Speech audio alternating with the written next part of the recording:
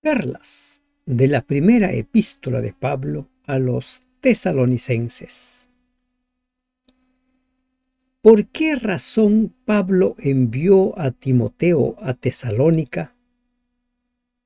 ¿Qué decía el informe de Timoteo sobre la vida espiritual de los tesalonicenses? ¿Qué pide Pablo en favor de los de Tesalónica? Buen día, hermanos de esperanza. Estamos ingresando al estudio de las perlas del capítulo 3. Oremos. Amado Dios que estás en los cielos, nos dirigimos a ti, Señor, en esta mañana para pedirte que nos enseñes tu palabra, que nos reveles tu mensaje, que nos reveles las perlas. Bendito Dios, abre nuestro entendimiento, abre los ojos de nuestro saber. En el nombre de Jesús te lo rogamos. Amén. Ante todo, hermanos, gracias por acompañar el estudio diario de la Biblia, un capítulo diario. El objetivo es animarles a volver a la Biblia, a no pensar más de lo que está escrito, a no interpretar como a nosotros nos gusta o como a nosotros nos parece, sino convencernos, sino aceptar plenamente la voluntad de Dios revelada en su palabra. Gracias por acompañarnos cada día. Gracias por acompañar con un me gusta esta publicación. De esa manera nos ayudan a llegar a más personas. Pablo envía a Timoteo a Tesalónica. ¿Por qué razón Pablo envía a Timoteo? En este capítulo nosotros encontramos una gran perla. ¿Qué hacer con la preocupación? ¿Cómo debemos afrontar las preocupaciones? Generalmente las personas empiezan a preocuparse y esa preocupación empieza a convertirse en una especie de ansiedad que nos va consumiendo y consumiendo. Hay personas producto de la ansiedad no concilian el sueño, no pueden dormir. ¿Qué estaba sucediendo con el apóstol Pablo? Recordemos que en el capítulo 2 nosotros cerramos nuestro estudio hablando acerca de la ausencia de Pablo de la iglesia. ¿Por qué Pablo estaba ausente? Y Pablo dice, vosotros sois nuestra gloria y gozo. Pablo le dice a los tesalonicenses, cuando Cristo venga por segunda vez, ustedes van a ser nuestra gloria y gozo. Ustedes van a ser nuestra esperanza, nuestra recompensa y corona. Le está escribiendo eso. Pero mientras Pablo dice esto, hay una incertidumbre. Él tiene muchas preguntas acerca de lo que puede estar sucediendo con los miembros de la iglesia de Tesalónica. Por lo cual, no pudiendo soportarlo más, acordamos quedarnos solos en Atenas. Dice, no pudiendo soportarlo más. ¿Qué es lo que no podía soportar más el apóstol? El no tener noticias de los hermanos de Tesalónica. La situación que estaban haciendo frente no era fácil. Había mucha oposición, había persecución. Entonces el apóstol estaba lleno de dudas, de inquietudes. ¿Cómo están ellos? ¿Les está yendo bien? ¿Les está yendo mal? ¿Están retrocediendo en la fe? ¿Se están manteniendo firmes? ¿Qué está pasando? Pablo quería aclarar, deseaba aclarar esas dudas que tenía y necesitaba tener respuestas. Y dice, no pudiendo soportarlo más, acordamos quedarnos solos en Atenas. Por la narración sabemos que cuando Pablo fue obligado a salir de Macedonia, Silas y Timoteo se quedaron allí. Hechos 17:14. Cuando el apóstol llegó a Atenas, apreció la formidable oportunidad que representaba esa culta metrópoli pagana y sintió la necesidad de tener fieles ayudantes. Por eso les envió la orden de que viniesen a él lo más pronto que pudiesen. 17:15 de Hechos. La narración de los Hechos no dice si Silas o Timoteo pudieron ir a Atenas, pero este pasaje sugiere que Timoteo fue y luego lo enviaron de regreso a Macedonia, así inmediatamente para ayudar a los creyentes de Tesalónica. Pablo debió quedarse solo en Atenas. Debe haberle sido sumamente difícil tomar esa decisión. El gran sacrificio que el apóstol estaba dispuesto a hacer, privándose de Timoteo y de su ayuda, indica que las necesidades de los tesalonicenses eran urgentes. Cuando nosotros estamos llenos de incertidumbre, empezamos a inquietarnos. Podemos empezar a llenarnos de mucha preocupación, de mucha ansiedad. Y enviamos a Timoteo, nuestro hermano, servidor de Dios. El hermano Timoteo, servidor de Dios, un colaborador de Pablo, colaborador nuestro en el Evangelio de Cristo. Eso era Timoteo para Pablo, su hermano, el servidor de Dios, un colaborador, para confirmaros y exhortaros respecto a vuestra fe. ¿Cuál era el propósito de ese viaje? Confirmarlos en la fe, exhortarlos a mantenerse firmes, a mantenerse en pie, como Jesús ya lo dijo: el que persevere hasta el fin, éste será salvo. Entonces, un primer propósito era confirmar y fortalecer a los creyentes para que ninguno se apartara de la fe. Y un segundo propósito del viaje de Timoteo era exhortar a los creyentes. Eso incluiría un repaso de lo que se les había enseñado, una ampliación de sus horizontes doctrinales y un fortalecimiento de su experiencia cristiana diaria. Todo eso se resume en las breves palabras: respecto de vuestra fe. Esta preocupación de Pablo por los hermanos de Tesalónica debiera ser la preocupación de todo líder por el crecimiento de los miembros de la iglesia que está liderando.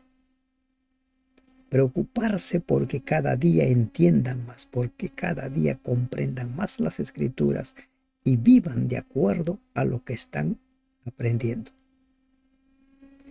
a fin de que nadie se inquiete por estas tribulaciones. Según las versiones antiguas, este es el sentido de este verbo pasivo. ¿Qué verbo? Sainomai, que quiere decir agitarse, perturbarse. A fin de que nadie se inquiete, se agite, se perturbe por estas tribulaciones. Como mencionábamos ayer, nosotros tenemos que ir aceptando el hecho real. Estamos en medio de un gran conflicto. Las persecuciones, las tribulaciones, los problemas son parte de nuestro crecimiento, de nuestro desarrollo espiritual. No es que Dios quiera complicarnos la vida, sino que Satanás no quiere que ninguno se salve. Nadie se inquiete por estas tribulaciones. Debiéramos nosotros aceptar claramente que forma parte de nuestro desarrollo espiritual. Porque vosotros mismos sabéis que para esto estamos puestos. Para esto, el hecho de saber que Dios conoce la persecución que están sufriendo y que tiene, ¿cómo se puede decir? Que ésta se presenta constantemente, con frecuencia. Debiéramos entender que esa es la vida del cristiano. En nuestros tiempos, las persecuciones o las dificultades que afrontamos no son tan duras como lo fue en el pasado. En el pasado, esa persecución implicaba incluso el riesgo de perder la vida. Hoy en día, por lo menos por esta parte de nuestro planeta, la mayor persecución es que no puedes trabajar en el día de reposo, ¿no? O que te obligan a trabajar en el día de reposo. O la oposición en algunas familias. Insisto, debemos aceptar el hecho de que las tribulaciones, las persecuciones forman parte de nuestro crecimiento, de nuestro desarrollo espiritual. Porque también estando con vosotros os predecíamos que íbamos a pasar tribulaciones como ha acontecido y sabéis. Pablo les habló con claridad y esta es la forma de discipular, de instruir con la verdad. Hay personas que enseñan la Biblia diciendo que si entregan su vida a Jesús todo les va a ir bien. Se les va a solucionar todos los problemas. Ya no van a tener más problemas. Eso no es cierto. El apóstol nos dice hay que enseñar y hay que enseñar con la verdad. Hay que dejar en claro que el precio de la corona de vida es alta. Es alta porque nuestra lucha no es contra carne y sangre, sino contra todo el ejército de Satanás. ¿Qué dice Pablo? Ya les predecíamos, ya les íbamos anunciando, les estábamos hablando a ustedes que íbamos a pasar tribulaciones, las que están pasando ahora. Todo cristiano, todo aquel que se está preparando para formar parte de la iglesia de Dios debe saber cuál es la lucha del cristiano, que estamos en medio del gran conflicto entre Cristo y Satanás. Debiéramos ser conscientes. A nadie debe tomarle por sorpresa. Hay mucha gente que suele decir, bueno, desde que entré a la iglesia los problemas se han multiplicado. Antes no tenía problemas. Si a esas personas les hablamos con claridad que estamos en medio de un gran conflicto, esas personas lo que van a hacer es corroborar lo que le hemos dicho. Y no es que se van a sorprender y decir, mejor me voy de la iglesia. Por lo cual también yo, no pudiendo soportar más, dice Pablo, envié para informarme de vuestra fe, no sea que os hubiese tentado el tentador y que nuestro trabajo resultase en vano. Esa era la preocupación de Pablo, ese era el miedo que tenía Pablo, que los miembros estuvieran retrocediendo. Y miren, la forma de afrontar las preocupaciones es, me preocupo y ahora me enfoco en la solución, no en el problema. La gran mayoría da vueltas y vueltas al problema y piensa y repiensa en el problema. Ya conoces el problema, sabes que tienes un problema, ahora enfócate en la solución. ¿Cuál es la solución? Y Pablo encontró una solución. Pues bien, tengo incertidumbre, no sé qué está pasando con los hermanos de Tesalónica. Timoteo, vas a ir a visitarlos y me vas a traer el informe. Dice, no pudiendo soportar más. La ansiedad de Pablo iba creciendo cada vez más y más. ¿Y qué decidió? Decidió dar solución al problema. Cuando tengas un problema, estudia el problema, diagnostica correctamente el problema y luego concéntrate en la solución, no en el problema. Satanás podía tentar, Satanás podía hacer retroceder a muchas almas y lo puede hacer como lo hace en la actualidad. Por eso es que necesitamos confirmar en la fe, exhortar a los miembros a mantenerse firmes. Tienes que saber en quién crees, tienes que fundar tu fe en Cristo. Llega el informe de Timoteo. ¿Y en qué consiste el informe? ¿Qué informe trae Timoteo? Versículo 6. Dice, pero cuando Timoteo volvió de vosotros a nosotros y nos dio buenas noticias de vuestra fe y amor, y que siempre nos recordáis con cariño deseando vernos, como también nosotros a vosotros. No es bueno que estés preocupado. ¿Cómo será? ¿Qué será? Busca la solución. Pablo envió a Timoteo y a veces nosotros empezamos a imaginar cosas. Y esa imaginación es lo que nos vuelve más aprensivos, nos pone más en apuros, nos llena de ansiedad, imaginando lo peor. Pablo estaba pensando, Ya el Satanás los habrá tentado, ya Satanás los habrá hecho retroceder. Y cuando llega el informe de Timoteo, ¿cuánto tiempo pasó? No se nos dice. Los viajes eran largos, duraban días. Las noticias eran que los miembros de la iglesia de Tesalónica se mantenían firmes en su fe y que mantenían un gran aprecio.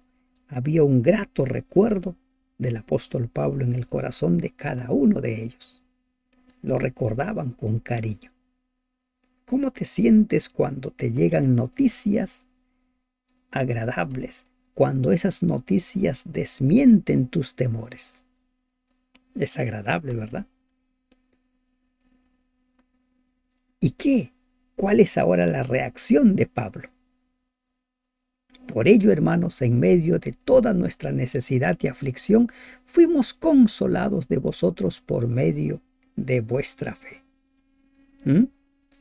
Consolados, dice, por medio de su fe, por medio de la fe de ellos. Escuchar las buenas noticias realmente son como un bálsamo. Son como un vaso de agua fría cuando uno está sediento y ahí sufriendo la inclemencia del sol. Y es eso lo que sucede cuando nos concentramos en la solución y no en el problema. Pablo buscó solución para el problema. Le preocupaba no saber cómo estaba la fe de los tesalonicenses. Envió a Timoteo y las noticias fueron agradables. Y ahora él se llenó de gozo.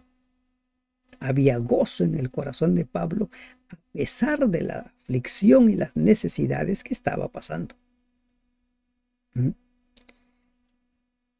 Miren, en Romanos 2:9 y 1 Corintios 7:26 podemos nosotros encontrar cierta luz en relación a la aflicción y necesidad que tenía Pablo. Pablo estaba padeciendo a donde iba la persecución de los judaizantes. Pablo en ocasiones no tenía recursos, había necesidad. Por eso dice Pablo, he aprendido a contentarme cuando hay y cuando no hay. Vimos ayer en el capítulo 2 cómo es que Pablo trabajaba para poder sostenerse, pero lo que trabajaba no cubría todos sus gastos. A tal punto que los de Filipenses enviaron recursos para que Pablo pudiera mantenerse y continuar con su obra allí en Tesalónica. Porque ahora vivimos y vosotros estáis firmes en el Señor. Un contraste con la perturbada existencia rodeada de aflicción y angustia que había soportado el apóstol.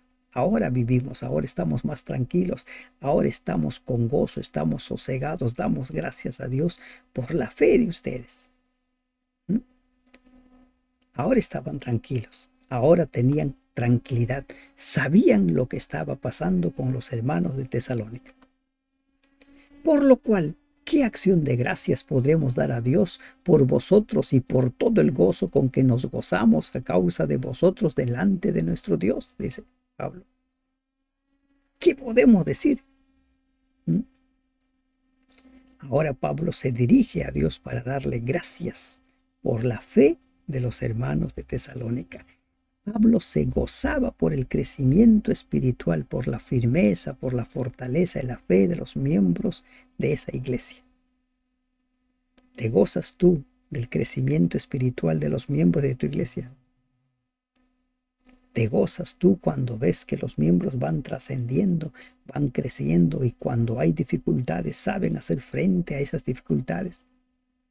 Orando de noche y de día con gran insistencia para que veamos vuestro rostro y completemos lo que falte a vuestra fe. El anhelo de Pablo era llegar a Tesalónica.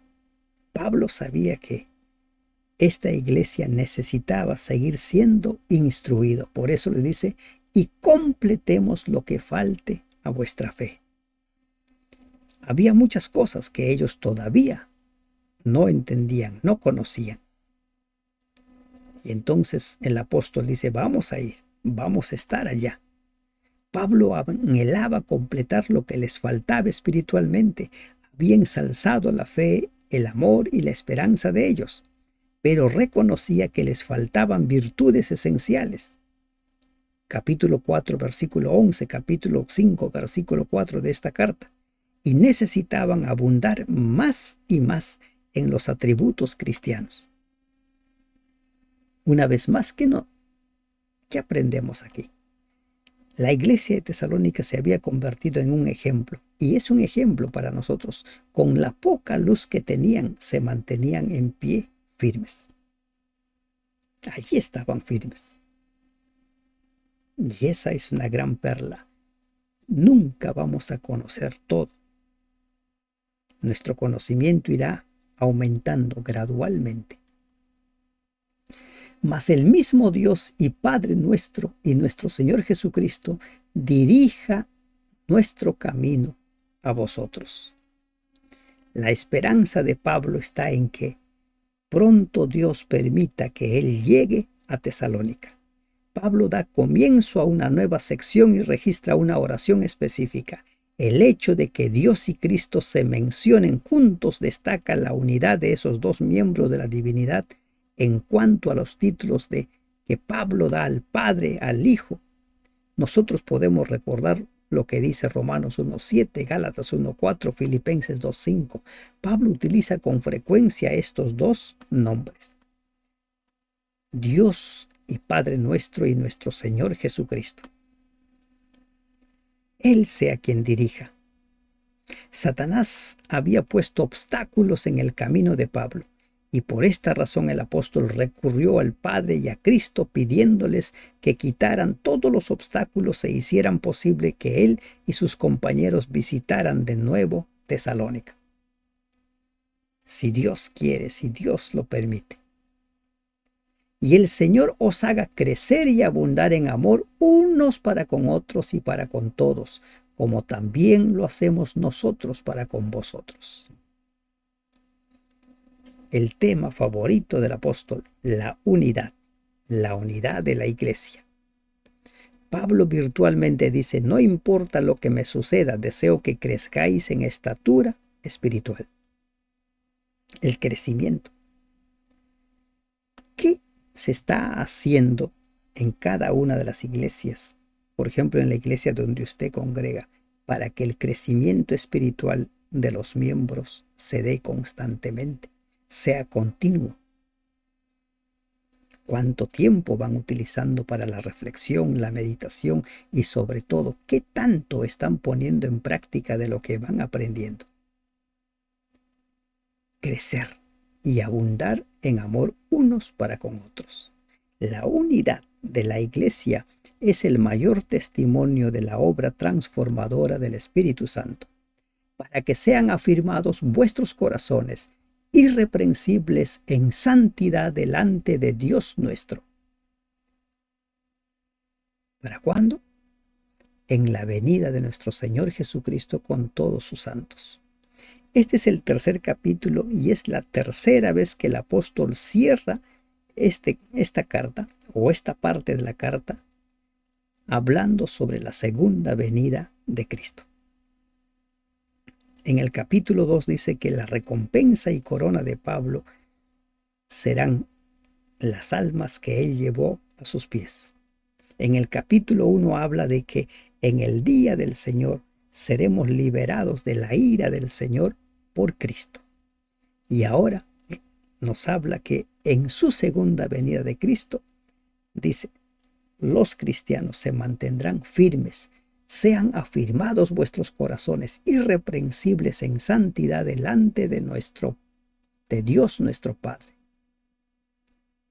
Una iglesia pura, sin mancha, ni nada que se interponga entre Dios y su pueblo. Irreprensible. El deseo del apóstol para con sus conversos era que en asuntos espirituales estuvieran libres de toda imperfección. Además de ello, en santidad. Irreprensibles en santidad. Esto indica la esfera hacia la cual Cristo dirige a los creyentes, los capacita de tal modo a vivir vidas santas, intachables, que podrán presentarse sin mancha delante del juez justo del universo. Irreprensibles en santidad representa la norma ética de la espiritualidad máxima. Ese es el objetivo. Y cada día vamos avanzando. El apóstol cree que una norma tal puede ser alcanzada mediante la gracia que Cristo proporciona a aquellos de sus seguidores que creen y que crecen en el amor.